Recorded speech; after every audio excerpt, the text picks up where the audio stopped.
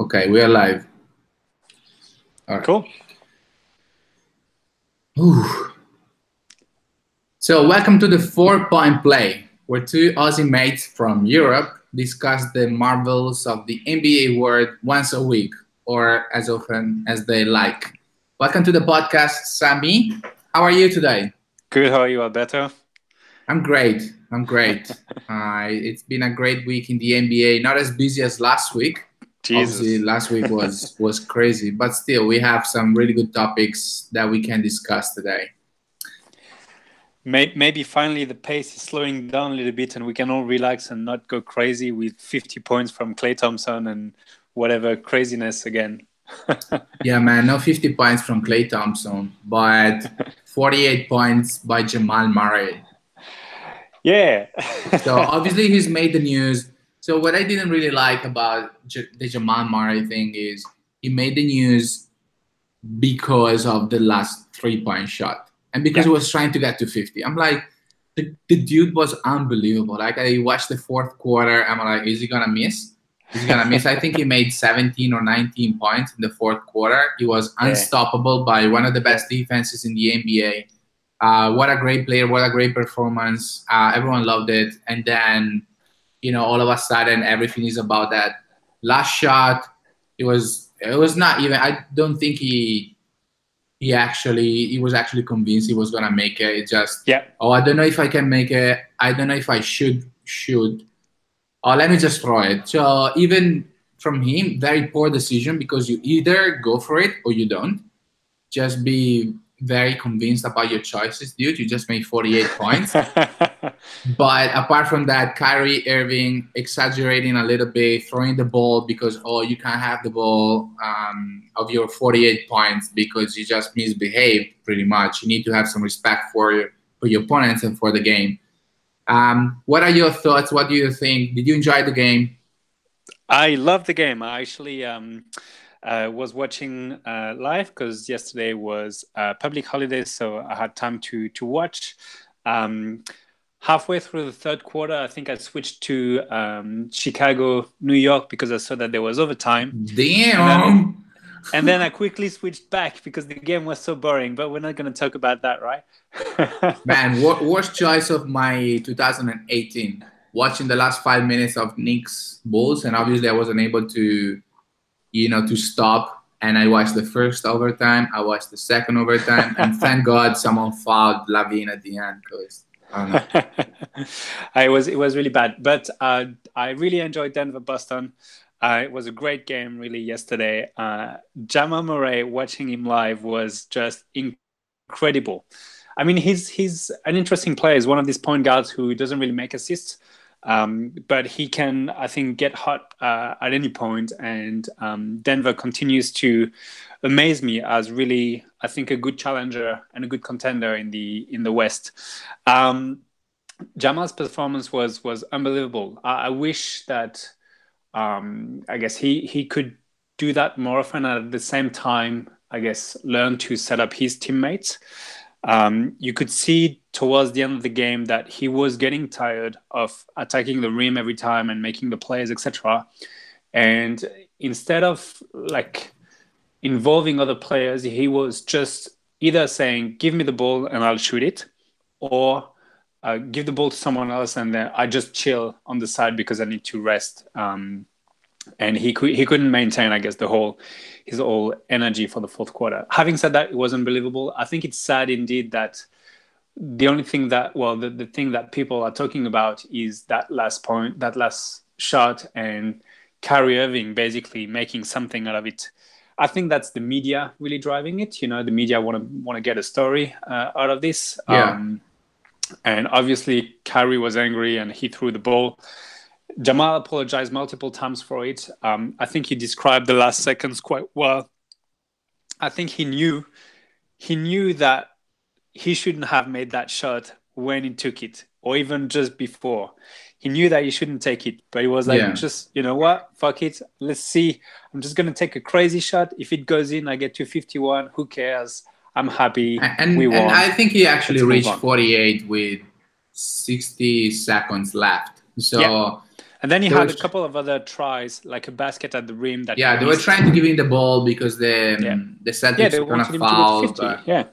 yeah, man, that was just I yeah, it don't. wasn't. Yeah, yeah, I'm just, I guess, not happy about Kyrie's response and the fact that he did something about it. Like, I don't really care if guys go and score the basket. You know, I play basketball. I don't play NBA, but I'm very, very, very close to making it to the NBA.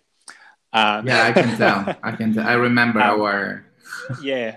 our But pickup games. you know, like I play casually, but it's still a competition, and you know, the team might be up or down by 5 points or 10 points, and there's like I don't know, 15 seconds left, and the guy will just dribble the ball. And I'm like, hey man, like you know, I play once a week. I just want a ball. I don't care that 15 seconds are left and that I've Yeah, lost the game. Just go drive, keep playing, keep defense, keep offense, whatever. You you know, know we, why? we If he don't need to do actually, that. if he did something that went against the game of basketball, like I think Ricky Davis, he just needed a rebound uh, in um in a game that were losing by 30 when he was playing with the Cleveland Cavs, and he just went for a auto, how do you say, a own basketball.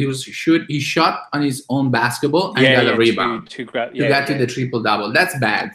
That's not basketball. But what Jamal Murray did, that's fine. Just yeah. let him go. But let me ask you two more questions about the Denver Nuggets. Obviously, fantastic start of the season, 9-1.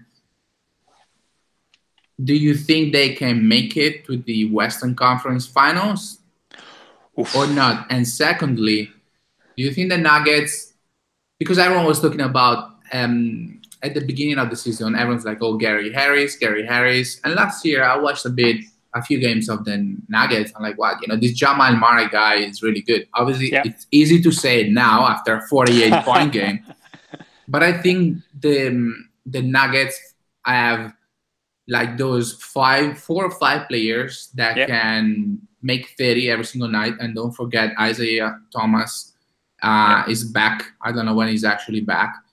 They have Jokic, who last night just didn't shoot at all, probably 3 or 4 shots, Yeah. And and had 16 still, assists. Was it 16 yeah, assists yesterday? Yeah, I think so. uh, dominated the game. He dominated the game from a rebound. They have still like very good players, like seventh and eighth player, like Juan Hernan Gomez and Plumlee, and they have a coach who's finally showing, you know, his strengths and his capabilities and skills to the NBA. Mm. So first question, can they go to the Western Conference Finals? And second question, who's going to be the go-to guy when it's game 6, they are down 3-2, down or up 3-2 in the series, and they're down 1 point? Are they gonna give it to Jamal? Are they gonna give it to Gary Harris? Are they gonna give it to Jokic? Okay. Very simple question or answer, I guess, from my end. Can they make it to the finals? Right now, I would say I'm a bit not, I guess, hesitant to say yes, that they will make it. To the Western But Conference Finals? yeah, to the Western Conference Okay. Finals.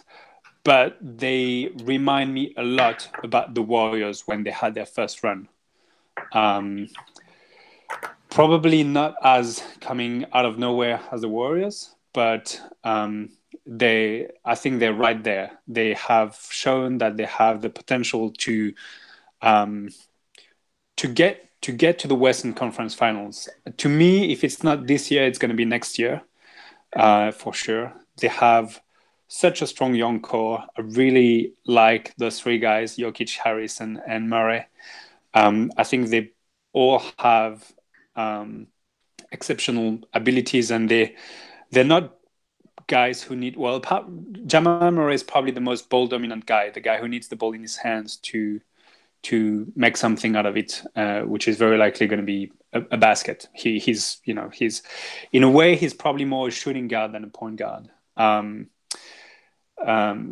Jokic is just incredible. It's just amazing to see him play, how he dominates the game without without dominating in a way, like how he just sees everything, makes all the right plays every time he passes the ball, shoots, screens. I just really enjoy him. Gary Harris has again taken another step forward in the offseason. I find he's even better this season than he was last season. Just more, even more efficient, more assertive. His, I guess, his relationship on the court with Jokic is really, really good. It's a really good 1-2 combo. They can play with each other, eyes closed. And I think, to me, really young core supported by some veterans. I really like it sounds like you're going Brint and around Isaiah the question, because I'm Mike Malone and I'm in Houston, and it's game six. Where am I giving game 6? I give it to Jokic. Does he take the shot? No, but does he make the right play? Yes. Wow, I loved it. I love the answer. I love it. Good. It's, to me, he's a different. He's not LeBron James, but he plays kind of the same role. He's a facilitator who is going to either shoot. You give it to him at the high post, and then make an action off ball screen for Gary Harris, who cuts under the basket to try and open. If it doesn't work, Jokic can just back down, play low post, and try and go for the shot. I think that's or step back on he doesn't have a step back 3-pointer, but they can design it. Yeah, I give it to Jokic. Doesn't mean that he shoots it. I wasn't expecting that, and I really love the answer. Seriously, really. That's very, very good point of view. So, Jamal scored 48 last night, and today we got a 40-point game by my best friend, CJ McCollum. I dropped him in the fantasy because I didn't think he was worth of my first 4 keepers. But anyway, let's not talk about fantasy. But let's talk about the Portland Trail Blazers. Great season last year. They got the 3rd seed. Ended up losing, actually getting swept by the Pelicans 4-0. And this year, they didn't add like great players to the roster, pretty much the same roster. And they start the season with, obviously they were part of the first game of LeBron James wearing a Lakers jersey. But they start the season with 8 wins in 11 games. Is it whose credit is it? Because I was, I'm like, McCollum and Lillard, they're definitely gonna trade one of them this year. It's about time Portland makes some moves. Even Nurkic, he didn't play a really good playoff series last year against the Pelicans. And what they do is they end up winning 8 out of the first 11 games. They actually lost to 3 teams they shouldn't have lost to, because they lost to Washington, they lost to Miami, and then they lost to the Lakers. No, Utah. So, Utah. Really Utah. Oh no, Lakers. Sorry, Utah was preseason. Oh yeah. So sorry, I wasn't watching preseason. I'm not as crazy as you are. But yeah, man. So obviously we have a great season by Aminu. We have a really good season, obviously, by Lillard, McCollum. Nurkic is playing very well, grabbing all the rebounds he can. But who do you want to give the credit? To the coach, to Terry Stotts, or to the players, to the great fan base? I don't know. I wasn't expecting that. I'm here thinking, what's going on? Can Portland do it again? And by do it again, I mean the 3rd seed, not obviously the getting swept by in the first round. Okay. Can I give the credit to the opponent not being worthy of playing against Portland? Yeah. Look, their wins, as you said, they have been against the Lakers, the Spurs, the Magic, Indiana, Houston, Minnesota, the Pelicans, and Milwaukee. Okay, some good teams in there. They have mostly some good teams. Yeah, some good teams. But That's some good teams. There's some really good teams. yeah, okay. Well, let's go through them one by one. Lakers. Yeah, all right. I think the Lakers can be taken by anyone at this stage. They're still trying to figure it out. The Spurs, okay, aging roster. They're still able to win. That was early in the season. They still have things to figure out. They're facing a team which has been together for more than a year in Portland. To me, it's normal that they win, and it was at home against the Magic. Okay. Okay, so you're gonna No find a comment. reason behind They won against Indiana. They won against Indiana at Indiana. That's good. That's one good win.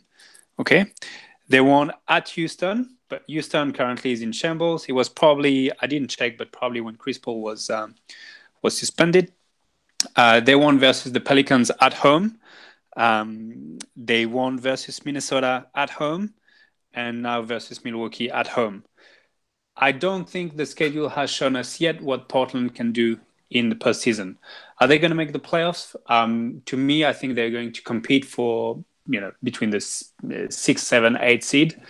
I think it will be a real battle in the West for them to make it. But I haven't been particularly impressed by Portland. Sorry, okay. I think they're kind of the same team as last year. I'm happy that CJ McCollum showed up yesterday, finally. He's been, since the beginning of the season, averaging his lowest points total in a while, in 19 What's points his again. ceiling, so far. in your point of view? Where can McCollum get? I don't think he'll get much higher than what he was last year, unfortunately. I think Dame still has a little bit of margin for progression, but he's already really good. And yeah, very crafty. He's their top guy, and I think. Do you think that's because he's limited by Lillard, or? No, I don't think so. He's actually been. I was reading that he doesn't have as many point guard duties now. He used to, in previous season, play with the second unit and handled point guard duties when Lillard was resting. He doesn't do that anymore. So he has the ball less in his hands, which to me would explain at least a little bit partially the drop in his points and his overall statistics. I think, according to me, you were right to drop him in your fantasy. But regardless of that, I think that I don't see him taking a step which is going to be good enough for Portland to contend. I think they have to make a move if they wanna contend. Either trade for someone else. I think Nurkic isn't the answer that they were looking for. He's a good player in that team, but he's not their third best man. He shouldn't be their third best man. Yeah, I agree with you. Nurkic, he's a little bit overestimated in my point of view. Really good stats, but he's not the player you want to have as a third player. And cool, man. I mean, I'm not sure if you actually see the highlights, but last week I spoke about DiVincenzo, and he was absolutely destroyed by McCollum last week. I saw that he slipped. Yeah, that he got crossed over pretty bad, and I saw him a few times actually on McCollum. That was awful on defense. Hey, good lesson for a rookie. I love it when rookies go through this because it can only make them better. If they have what it takes to, succeed in the NBA, they have to go through that. It's part of everyone's journey. Yeah, that's true. But one of the other topics I wanted to talk about, man, is so first of all, did you read about what happened? That's a media thing, but did you read about what happened with Markelle Fultz and his trainer? No, what happened with Markelle Fultz and his trainer? I think that Kuzma's trainer and Markelle Fultz's trainer don't like each other, so there was a bit of a beef on Twitter, and Fultz's trainer actually said, well, don't shit on my player because he's unhealthy. He's still unhealthy from last year. Oh, really? Yeah. So obviously that created, a big, huge social media mass. Everyone started asking the Sixers, okay, what's happening with Fultz and whatnot. But okay, no problem. Just Philadelphia, they lost really, really bad to the Nets, and that takes me to the next question. Obviously, apart from Philadelphia being like a complete roller coaster in these first 11 games of the season, they won. They are 6-0 at home. They are 0-5 away. But let's talk for a little bit about the Brooklyn Nets. You know, the Brooklyn Nets, they were ruined and destroyed for about 5 years, but that really poor decision when they decided to trade for Kevin Garnett and Paul Pierce. But now, after, you know, they got Sean Marks as their GM and they have Atkinson's as their coach, they have a really good culture. Everyone's liking the Nets. Everyone, you know, they're actually enjoying playing with the Nets, and they're doing really, really well this year. Not as well as maybe the Nets fans are expecting, but they are 5-6, and you know, by 5-6 in the Eastern Conference right now, you are in the 7th seed. They've been playing well. Obviously, the talent is not there, but they play hard every night. Again, they beat the Sixers, and then last night they destroyed Phoenix. And by the way, let me open a parenthesis here about the Phoenix Suns, because I watched the first game, obviously Ayton versus Doncic, and the vibe at Phoenix was amazing. And then the second game, obviously they lost. The third they lost, and now the fans are no longer there. Well, they were playing Brooklyn today, so I wasn't expecting a lot of fans. Even in the previous games, like there's nothing. But and today was voting day in the US, you know, so people went to vote. So that's you're right. Maybe that's the reason why, you know, instead of just going to. Otherwise, Phoenix is sold out. Yeah. Instead of going to the air-conditioned arena in Arizona, I'll go and vote. But yeah, so what do you think about the Nets? Where can they get this year? What's their priority, and what do they need in order to be a playoff team consistently, like every single year? Well, they need Caris LeVert to maintain his level of play. He's been absolutely incredible to start the season. He might be the answer to what the Nets have been looking for a while, in terms of, I guess, a possible superstar player. He's certainly showing that he has a lot of talent. I like the Nets. I really like their young core. I really like the approach that they have, where they know that they were screwed up for 5 years, but that they're rebuilding for real now. And they're, you know, no fuss. They're obviously trying a few players, but I think there was an interview where Joe Harris explained how he decided to re-sign with the Nets because he liked what the culture was bringing. Their new GM is, well, not new now. He's been around for a couple of years. If I'm not mistaken, used to be part of the Spurs. Yeah, it's from New Zealand, Sean Marks. Yeah, I was going to say Bobby Marks, but it's Sean Marks. And I think the culture that he brought and that he's developing is starting to pay off. And you have, good young core who are probably still, you know, I want to say 1 or 2 seasons away from really making waves in the East, and probably I want to say 1 or 2 superstars away. Now, can they develop one or two of these superstars internally? Caris LeVert is certainly a good answer to start the season. Will he maintain that level of play for the full season? We can hope so. I think guys like D'Angelo, like Jarrett Allen, like Rhonda Hollis-Jefferson still have a lot to prove. They've been somewhat inconsistent for the team.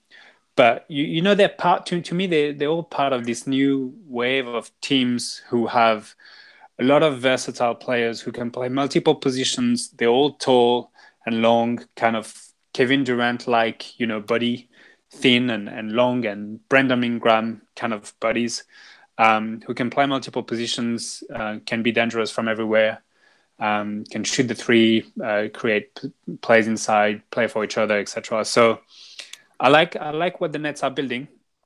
And to me, they're not. I'm not surprised by their start of the season. I think I said that a couple of weeks ago, and I'm maintaining this, and I'm going to maintain this until they fall to 5-25.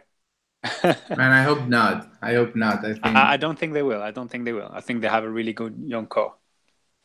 Yeah, and I'm really enjoying what they're doing. I'm really enjoying what their management is doing. Cool. Okay, perfect. So my 3 questions for the week are done. Do you have any question for me? There's one thing that I haven't really seen in the media or anywhere else, but that I wanted to talk about because I was thinking about that because I saw a post on Instagram from Dwyane Wade saying something like, I don't know what his hashtag is, but something about basically that it's his final season. And I remember Kobe Bryant's retirement tour, which took 1 year long, Yeah. Basically, every game that he was playing was, oh, well, this is the last game in Madison Square Garden. This is the last game, whatever. We haven't had that for D Wade. And, well, I mean, only a few years ago, people were debating whether or not he was the best shooting guard of all time, or if not, very close second. So what's happening? Why isn't this a story? And do you care about Dwyane Wade's retirement tour? First of all, great question. I actually read a couple of days ago that Dwyane Wade, I think is 37 in a couple of months, and he's outscoring Ben Simmons, Lonzo Ball, and Markelle Fultz. Aside from that, I think the market is something that we should account in this topic, because obviously Kobe was playing for the Lakers. Yeah. I think that the fact that Dwyane Wade won only 1 title on his own, because he needed LeBron, and LeBron was the main player of that heat. Wade was great, but he's not like Kobe.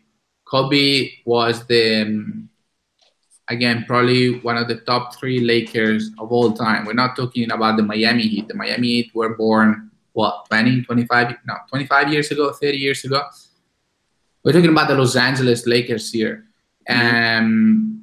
Hollywood, Los Angeles, Kobe, he wrote that Dear Basketball letter on the Players Tribune, which ended up winning the Oscar. So everything is 100 times bigger in Los Angeles and in New York, and also in Brooklyn. That's why I was gonna say, Brooklyn is not a bad market for free agents in the next couple of years. So I think that D Wade would be missed. I'm not a huge fan of D Wade, probably because of the 2006 NBA Finals, where the refs were kind of giving him a little bit too many free throws. But apart from that, great player. I think that Kobe's last year was unnecessary.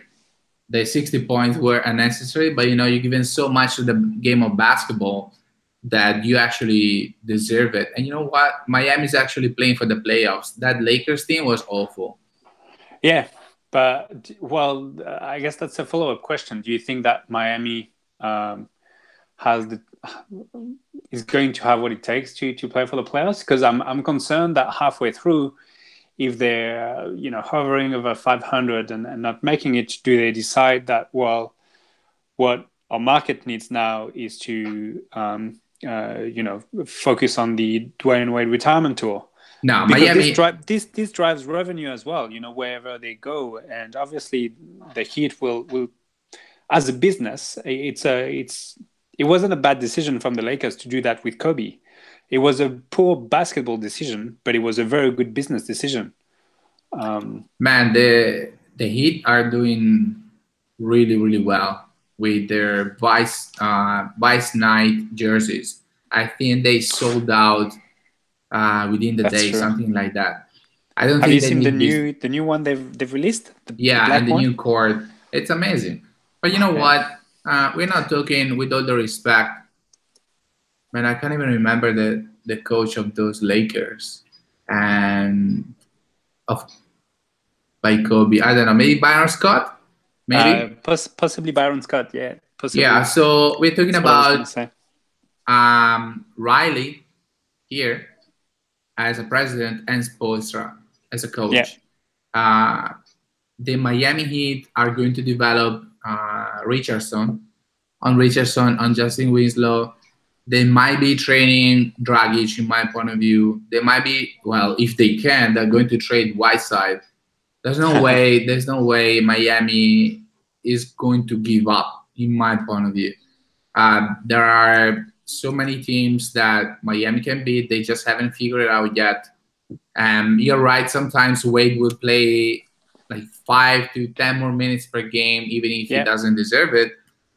But I trust those two, so Riley and Spoelstra, too much to say they're going to make a business decision, because for them, business means basketball and basketball means business. So they're really good at that. Yeah. So Wade had 28 minutes of game time in the last game against Detroit that they won. Do you think that he should play? Do you think that he should play 28 minutes? Maybe not the season.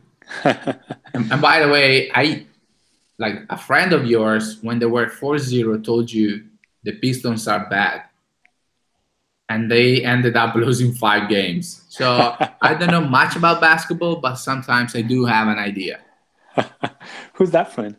I wonder. Yeah, man. Yeah. So anyway, that was I guess the thing that I wanted to talk about, because I think it's going to be a story at some stage in the season. I wanted to say that you've heard it first on this podcast. Yeah. No, but seriously, it's just I remember when Kobe said that it was going to be his last season. It was actually, a little bit later in the season that he said so. If I remember well, like a few games in, when the Lakers knew that they were not going to compete for a title. He may have been injured as well to start the season. The details are blurry. But Wade has made it clear that this is the hashtag that he uses on Instagram is One Last Dance. So he's clearly advertising, he's marketing the fact that this is his retirement tour, and it's not picking up probably because it's early in the season. But I think it's going to be a story later on, and I wonder how much this may actually impact the Heat's chances of competing, because I think you're right. I think Miami will want to compete, and they have certainly the team to do so. And Richardson is developing in a really good player, two-way player. But I'm not sure if they might go and decide that in some games they give him more time because it's retirement tour. Who knows? Right, we'll but see. I think he's just gonna play. I mean, his stats are gonna go down a little bit in terms of minutes per game. He's gonna play more when it comes down to the playoffs. The thing, like you said, they might be battling for the 7th or 8th seed. That's what happened last year. I think they're definitely gonna give him some leverage, some more minutes, knowing that it's going to be his last season. But at the end of the day, they're always gonna think about basketball. Cool. Great, man.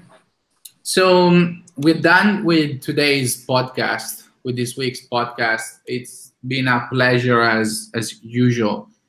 I'm going to end this podcast with a question, and I just want a yes or no answer from you. Okay, are you ready? I am. Is Rudy Gobert going to be an all-star this year? Your French fellow citizen. Yes. Yes. Okay. So with that answer, I'm going to wish you a good night and say hi to Melbourne. Say hi to your beautiful daughter that I might have seen earlier. And yeah, and I'll speak to you next week. Thanks so much. As I said earlier, this is the Fourth Point Play. Two mates from Europe, and they talk about basketball. Maybe they know something, maybe they don't know shit, but still, we have a lot of fun. Thanks a lot, man. Have a good weekend. Thank you. You too. Bye. Bye-bye.